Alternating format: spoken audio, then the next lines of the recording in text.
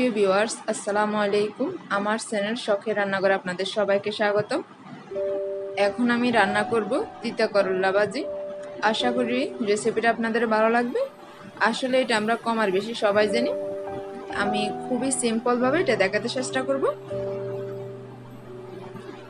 এর জন্য প্রথমে আমি চুলায় একটা প্যান বসে এর মধ্যে 2 চা চামচ তেল দিয়ে দিলাম। তেলগুলো গরম হয়ে এলে এর মধ্যে দিয়ে দিব পেঁয়াজ কুচি, দিয়ে দিচ্ছি রসুন কুচি, কয়েকটা কাঁচামরিচ কুচি,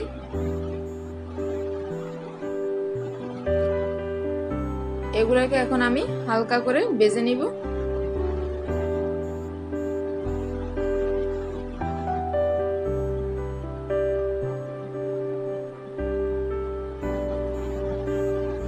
এর মধ্যে দিয়ে দিচ্ছি স্বাদ মতো লবণ আর 1 চিমটি পরিমাণের হলুদ গুঁড়া।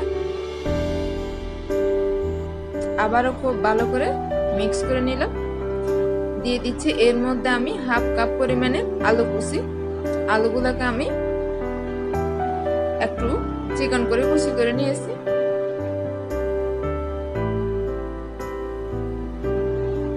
এর মধ্যে এখন আমি দিয়ে দিব হাফ কাপ পরিমাণের করলা কুচি।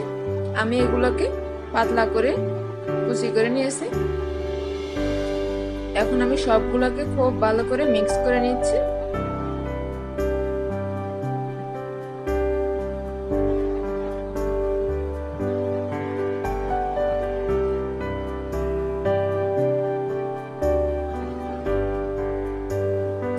এই সময় চুলার আঁচটাকে আমি হাইয়ে রাখছি। এখন আমি ঢাকনা দিয়ে দিব। ঢাকনা দিয়ে আমি 5 মিনিট রান্না করে নিচ্ছি। 5 মিনিট পর এটাকে আমি আবারও খুব ভালো করে নেড়ে চেড়ে দিচ্ছি।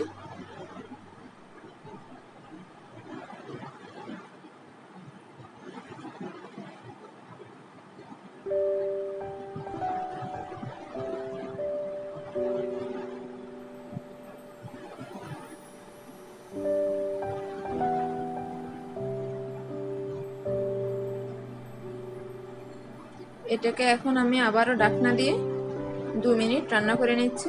এই সময় চুলার আঁচটাকে আমি মিডিয়ামে রাখছি।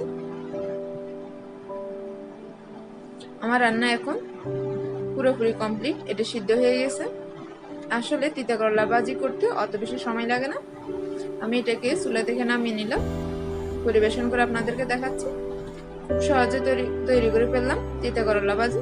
আশা করি রেসিপিটা আপনাদের ভালো লাগছে।